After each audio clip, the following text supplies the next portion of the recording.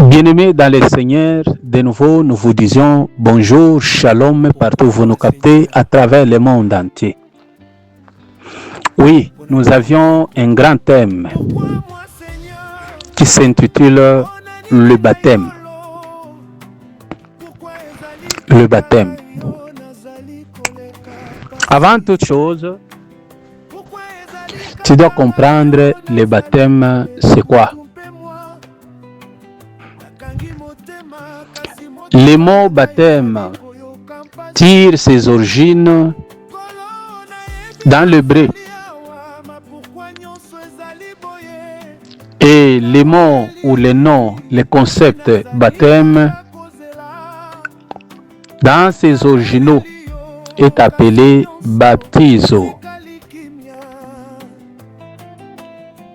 qui veut tout simplement dire plonger dans ou s'immerger dans. C'est ça le baptême. Donc si nous disions tel est baptisé, cela veut dire que tel est plongé dans et s'immerger dans. C'est ça le mot baptême. Alors nous avions le concept baptême purement dans le cadre religieux où nous allons parler, où nous allons utiliser ce terme dans le cadre religieux. Alors maintenant le baptême c'est quoi? Par ma définition, le baptême c'est une façon d'accepter publiquement Jésus-Christ comme Seigneur et Sauveur et manifester devant le monde entier.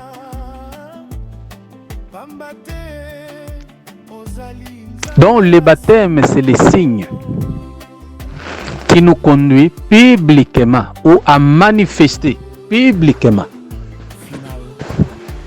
devant tout le monde qu'aujourd'hui j'ai reçu Jésus-Christ comme Seigneur et Sauveur.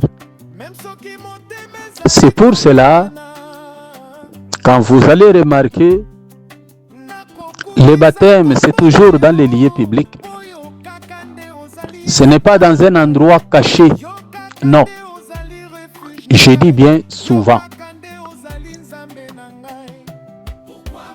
Donc là où il y a le baptême, c'est toujours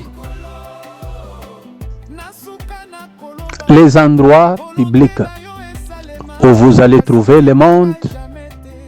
Alors quelqu'un, et ceux qui les regardent de près ou de loin, même s'ils ne parlent pas, dans leur cœur, ils déclarent que, ah voilà, cet homme-là a reçu Jésus-Christ comme Seigneur et Sauveur. Lorsque tu reçois le baptême, tu n'as pas besoin maintenant de se présenter devant la foule qui te regarde pour dire que non, moi j'ai reçu Jésus-Christ. Non. Dès que tu vas sortir dans l'eau, s'il y a ceux qui sont déjà sauvés, tu verras tout simplement, ils viendront vers toi pour t'embrasser et te dire félicitations, bienvenue dans la grande famille des sauvés. Alléluia. C'est ça le baptême. Donc tu fais cet acte public devant le monde qui confirme qu'en réalité, cet homme est sauvé. Donc Dieu a pardonné ses péchés. Je crois, nous allons lentement, puisqu'aujourd'hui, c'est juste l'introduction de notre message. Alors nous serons encore ensemble dans 4 jours qui nous restent. Le mardi, le mercredi, le vendredi. Oui, nous allons terminer. Jeudi, mardi, mercredi, jeudi, vendredi. Voilà. Que la grâce et la bonté du Très-Haut vous comblent tous. Oui. Devant nous, nous avions 3 portions d'écriture que nous allons juste vous présenter. Et par la grâce du Seigneur, demain, nous allons les interpréter. Dans Matthieu chapitre 28, verset 18 au verset 20. Ici, c'est le Seigneur lui-même qui parle au sujet du baptême. Il parle au sujet du baptême où lui-même était déjà baptisé. Écoute-moi, bien-aimé. Pour bien enseigner, pour être debout, enseigner, je vais demander à quelqu'un d'accepter d'être assis pour être enseigné. Tu ne seras pas debout pour enseigner si tu n'étais pas assis pour être enseigné. Jésus-Christ lui-même est passé par les eaux de baptême. Et voilà pourquoi il vient parler aux apôtres. Nous allons y revenir. Il leur dit, tout pouvoir m'a été donné. Tout pouvoir, sans exception. Il revient maintenant pour dire quoi? Il dit ceci. Il vous revient de prendre tout ce que moi je vous ai enseigné pour les enseigner aussi aux autres. Et après les avoir enseignés, vous allez les baptiser au nom du Père, du Fils et du Saint-Esprit. Jésus s'adresse aux 12. Jésus s'adresse à Pierre et à ses frères. Jésus s'adresse à Pierre et à ses compagnons, ses collègues.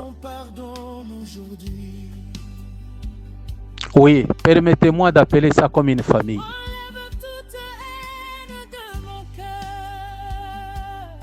Alors, lorsqu'il termine, au verset 20, il dit « Je serai avec vous ». Donc c'est Jésus-Christ qui parle là. « Je serai avec vous jusqu'à la fin du monde ». Donc il les donne l'assurance. Je ne serai pas absent. Je ne vous abandonnerai pas. Croyez-moi, je serai avec vous jusqu'à la fin du monde. Mais or, nous voyons là devant, la mort se place devant Jésus-Christ. On l'enterre, il est ressuscité, il monte au ciel. Mais lui a dit, je serai avec vous jusqu'à la fin du monde. Mais il est mort. On l'a enterré. Mais ce qui est grave, il ne mange plus avec nous les matoke. Il ne mange plus avec nous l'haricot. Moi encore les frites, ainsi de suite. Mais tu as dit, Seigneur, que je serai avec vous jusqu'à la fin du monde. Oui, nous allons y revenir.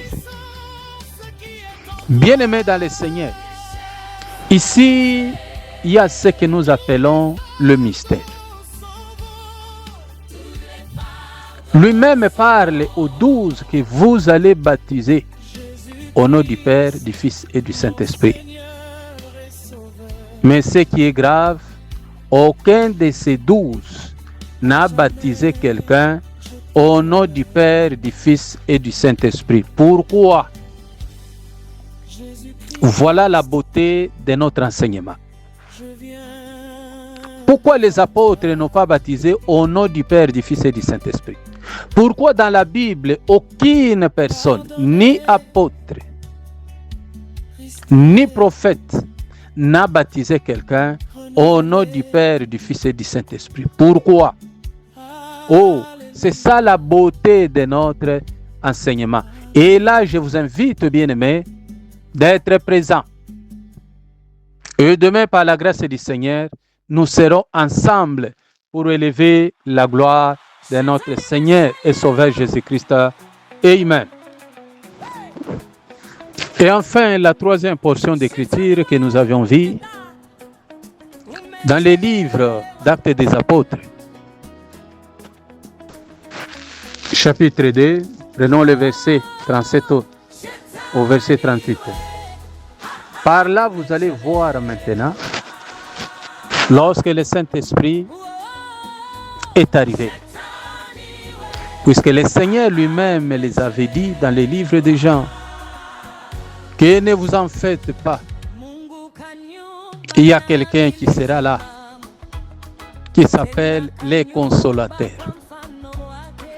Et au chapitre 14, il y avait un grand débat avec les 12.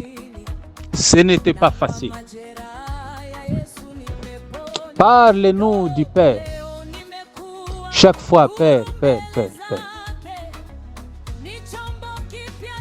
Qui est le Père? Oui. Jésus va leur répondre que celui qui me voit a vu mon Père.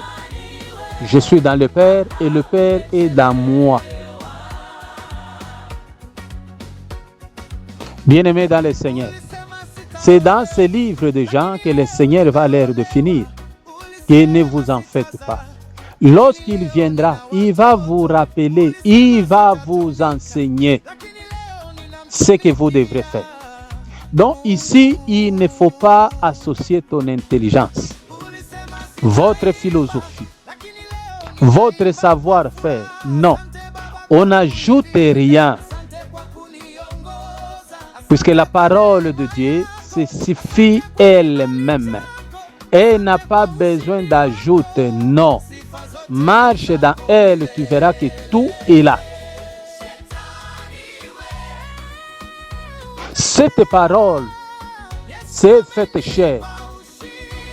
Quand vous lisez dans le livre de Jean, chapitre 1, verset 14, cette parole a créé toutes choses. Cette parole était au commencement. Cette parole était avec Dieu. Et cette parole était Dieu. Comprenez que c'est elle qui avait fait toutes choses. Rien de ce qui existe qui n'a été fait en dehors de cette parole. Voilà pourquoi, bien-aimés,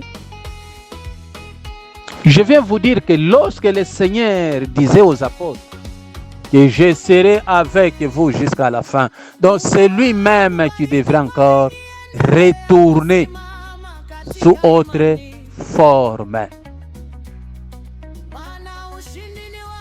Oui, puisque le Saint-Esprit est là pour élever le nom de Jésus-Christ.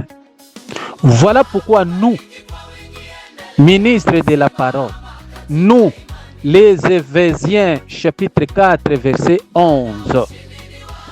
Éphésiens 4, 11. Il a établi les autres comme hommes. Notre rôle, c'est de préparer l'épouse d'autrui. Et lorsque nous parlons, nous devons éviter de nous mixer dans cette histoire. Au lieu de présenter l'époux qui est Jésus-Christ, toi tu arrives et tu commences à te présenter. Tu montres combien tu es. Écoute bien aimé, il ne s'agit pas de toi.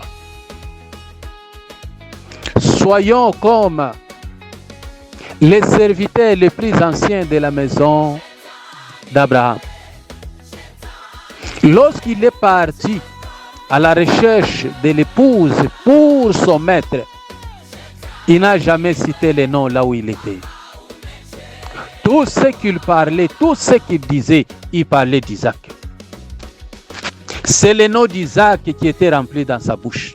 Et lorsque toi tu te présentes, bien-aimé, c'est le nom de qui? Tu présentes qui? Tu montres qui?